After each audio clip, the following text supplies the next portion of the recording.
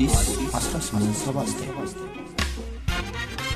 ውድ የአዲስ 1879 ቤተሰቦች ዝግጅታችንን ሰብስክራይብ ያድርጉ፣ ለወዳጅ ዘመዶ ያጋሩ፣ የሚሰማዎትን አስተያየት ይስጡን። ይህን ዝግጅት አድምጠው አንዳች ቁም ነገር እንደሚያገኙ እርግጠኞች ነን። እነሆ ወደ ታሪካችን፣ ወደ ወጋችን፣ ወደ ጫወታችን እንለፍ። ስለ ቤተሰብነቱ ከልብ እናመሰግናለን። አዲስ 1879 ይህ የአዲስ 1879 የታሪክ ማስታወሻ ነው። ጥር 13 ቀን 954 ዓመተ ምህረት ኢትዮጵያ ሦስተኛውን የአፍሪካ እግር ኳስ ውድድር አዘጋጅ ሆና ከግብፅ ጋር ለፍጻሜ ደረሰች። በዚህ ዕለት የአዲስ አበባ ስቴዲየም ከአፍ እስከ ገደፉ ጤም ብሎ ሞልቷል። ከጥምቀት መልስ ወደ አዲስ አበባ ስቴዲየም የተመመው ሕዝብ ውጤት ይጠብቃል። ተጫዋቾቹ ሕዝቡ የሚፈልገውን ውጤት ለማምጣት ከፍተኛ ቁርጠኝነት ይታይባቸዋል። በጉጉት የሚጠበቀው ጨዋታ ተጀመረ። ግብጾች የበላይነት ያዙ። አጨዋወታቸው የተለየ ሆነ። በስቴዲየም የተገኘው ተመልካች ጭፈራውን ትቶ ጨዋታውን ሲከታተል፣ የግብፅ የበላይነትን ሲመለከት ውድ ነው ማለት ጀመረ። ጨዋታው እንደተጀመረ ግብጾች የመጀመሪያዋን ግብ አገቡ።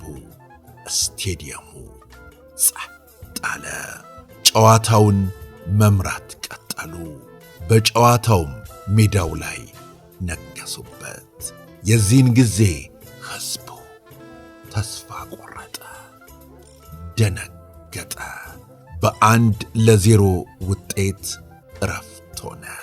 ከረፍት በኋላ ኢትዮጵያውያኑ እግር ኳሰኞች በእልህ ወደ ሜዳ ገቡ።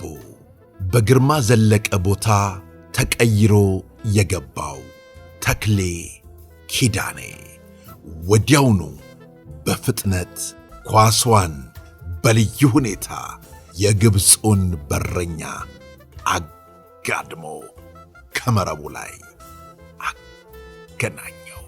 ስቴዲየሙ ነደደ። ጩኸቱ ተሰማ። አንድ እኩል ሆኑ። በደስታ ሲተቃቀፉ ግብጾች በፍጥነት የሀገር ልጆች ቦታ ሳይዙና ሳይረጋጉ ሁለተኛውን ግብ አገቡ።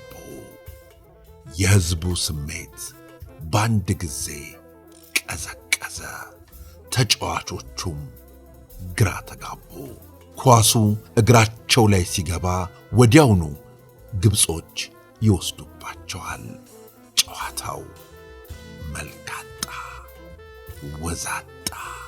በዚህ ሰዓት ተስፋዬ ገብረ መድኅን ለጌታቸው ወልዴ ግሩም የሆነች ቆንጆ ኳስ አቀበለው። ጌታቸው ወልዴ ከመስመር ላይ ያጠፋትን ለቡድኑ አምበል ሉቺያኖ ቫሳሎ አቀበለው።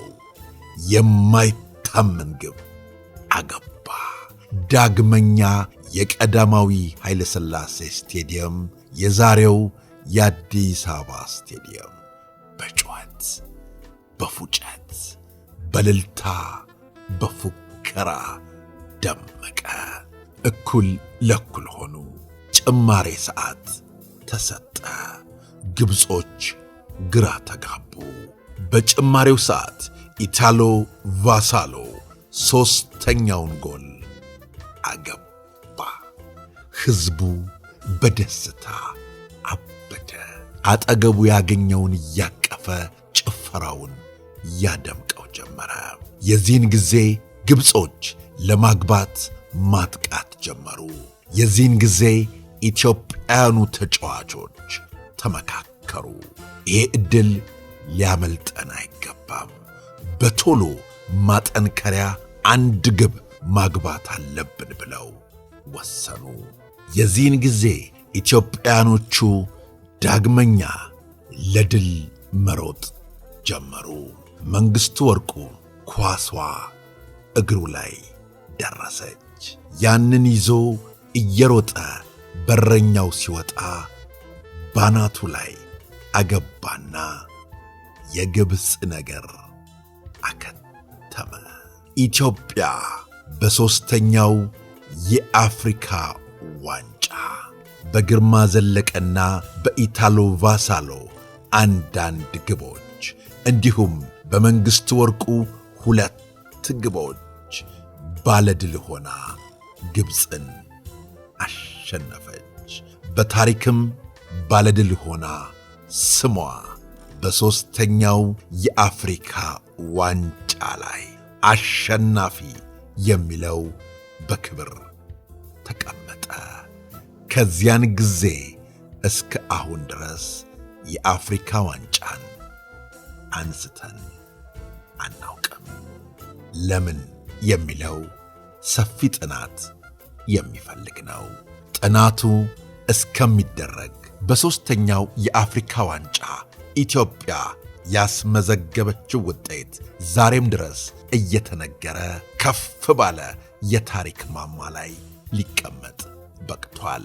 ቀጣዩ ትውልድ ይህን ታሪክ ማደስ ይጠበቅበታል።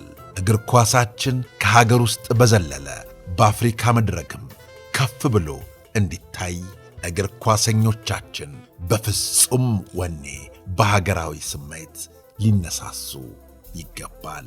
በሦስተኛው የአፍሪካ ዋንጫ ኢትዮጵያን ባለድል ያደረጉት ተጫዋቾች ምንም አይነት አበል ሳይከፈላቸው በሀገር ፍቅር ስሜት ብቻ ከፍ ባለ ድል ላይ ኢትዮጵያን ባለታሪክ ያደረጉ ናቸው። አሁን ላይ እግር ኳሰኞቻችን የሚከፈላቸው ደሞዝ ላቅ ያለ ቢሆንም እምብዛም ለውጤት ግን ሲበቁ አይታይም። ለምን የሚለው ጥናት ያስፈልገዋል።